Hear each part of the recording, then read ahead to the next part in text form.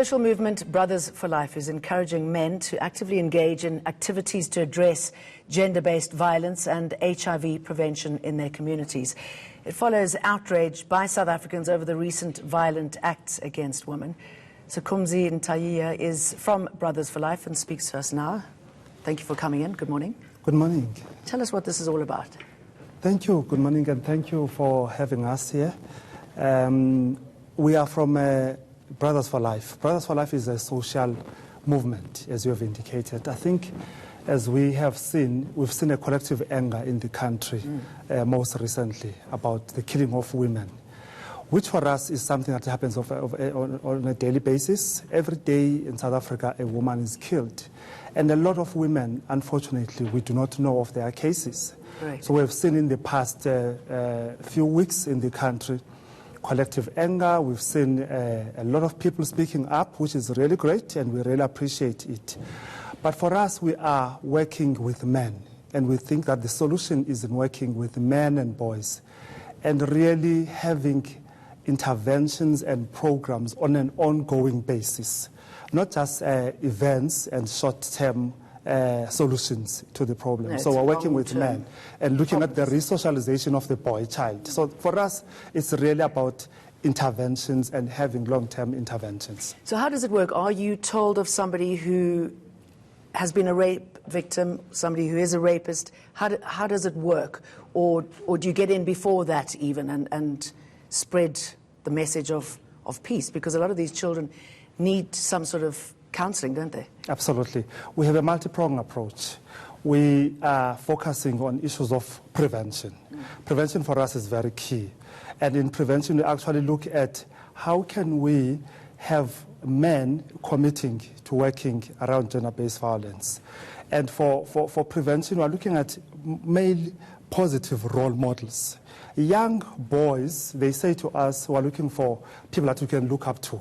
Who are we can we look up to? And that for us is the key when we're focusing on creating positive role models. And have men who can speak out and have men who can commit themselves and say, gender-based violence is a serious issue for South Africa.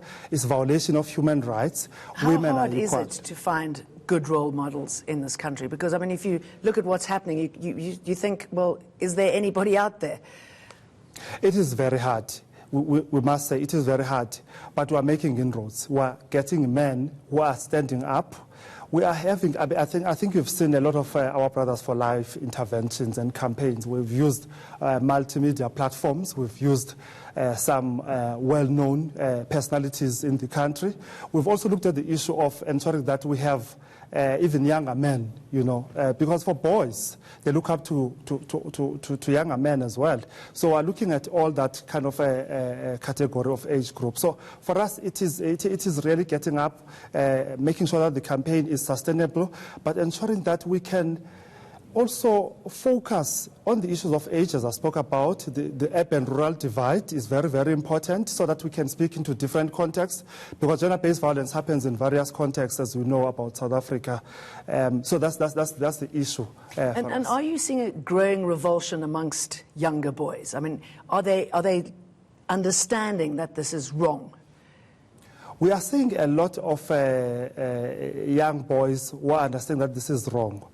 I think we need a multi-sectoral intervention, as I indicate. For us, working with families is very important. I've seen that in the past, a lot has been said about, rightfully so, strengthening the criminal justice system to ensure that the response is very much intact, is timely.